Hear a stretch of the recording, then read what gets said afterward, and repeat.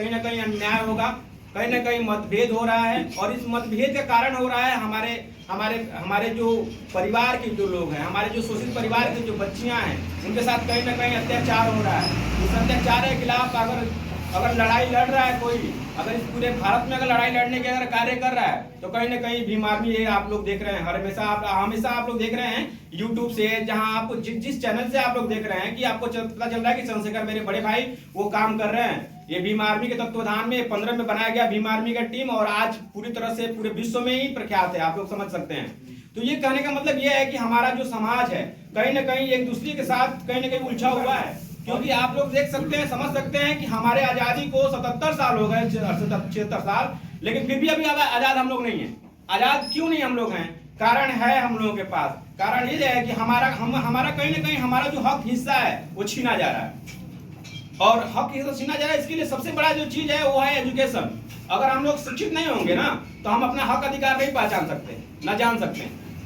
अगर हक अधिकार को आपको जानना है, पहचानना, अच्छी तरह से अपने को काबिज करना है उस पर, तो आपको एजुकेशन लेना पड़ेगा। सबसे बड़ी चीज है। अगर यहाँ पे बैठे हुए जितने भी कुछ ऐसे लोग होंगे जिनकी मानसिकता होता है कि लड़ाई की तरफ जा रहा है भीम आर्मी, तो भीम आर्मी लड़ाई के लिए नहीं बनाया गया। भीम आर्मी आपके सुख चैन के लिए, हमारे जितने भी बहु बेटियों का इज्जत हो रहा है या इज्जत कर रहा है जो लोग, हम भी आपके घर से ही रिलेटेड हैं, हम भी आपकी तरह ही हैं। हम कहीं दूसरे जगह से नहीं आए हैं, लेकिन आए हैं तो आपको कुछ बता के जाएंगे। क्योंकि मुझे भी जुड़े हुए इस भीम आर्मी में साल 1.5 साल हो चुके हैं। मैं भी कहीं ना कहीं उतना पुराना तो नहीं, लेकिन कह सकता हूँ कि कहीं ना कहीं मेरे पास भी कुछ तजुर्बा हुआ है इस भीम आर्मी में। आने से बहुत सारा फायदा हुआ है, मैंने देखा। मुझे घबराने की जरूरत नहीं है, ना मुझे घबराने की जरूरत है, ना आप लोग यहाँ बैठे हुए हैं आप लोगों को घबराने की जरूरत है। जैसे देख रहे हैं आए दिन 100-150 हत्याएं हुआ है हमारे समाज के बीच में से। और करने वाला कौन है? आप लोग देख रहे हैं ओबीसी समाज के लोग ऐसे होते जा रहे हैं। इससे पहले जब सरकार नहीं था यहाँ आपका बिहार में, तो कुछ न कुछ ऐसा देखा जा रहा था कि स्वर्ण समाज के लोग कर रहे थे, अब ऐसा दिखाई दे रहा है कि ओबीसी समाज के लोग कर रहे हैं। कहीं ना कहीं ये निंदनीय है, ये कहीं ना कहीं घोर अपराध है। लेकिन इससे निजात पाने के लिए हम लोग को एकजुट होना पड़ेगा। हमारी लड़ाई कौन लड़ेगा?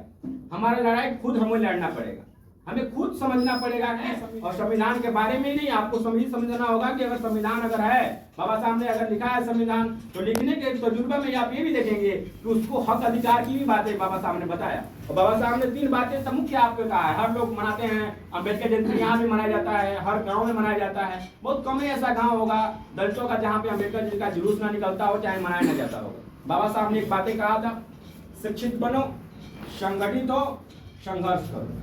ये चीज को आप लोग सभी लोग मद्देनजर जानते हैं। शिक्षित होने का मतलब उन्होंने साफ इशारा किया कि आपको पढ़ना होगा। अगर आप नहीं पढ़ेंगे तो आपका हक हिस्सा मारा जाएगा। आपको संगठित होना पड़ेगा।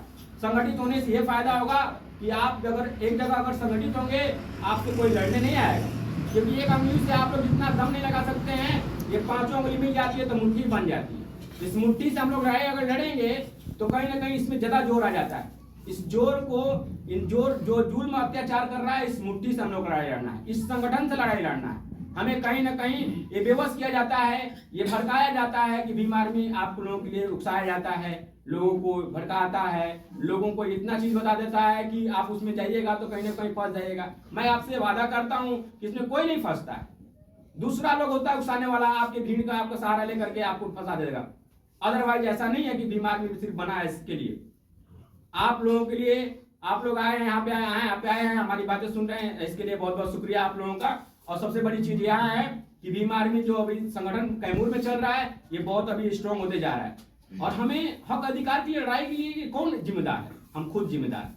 कहीं ना कहीं मैं गया था, अभी मैंने बताया, अभी डूमर पोखर से हमारे यहाँ भाई आए हुए हैं, मुझे पता नहीं कौन कौन होंगे, लेकिन मैं डूमर पोखर में गया था, तब पूछिए नहीं लोगों से कि बहुत दूर मरे लगा कर, जितना वहाँ पेड़ दिखाई दे उतना दूर हम लोग को ले जाया गया और वहाँ पे बातें किया गया।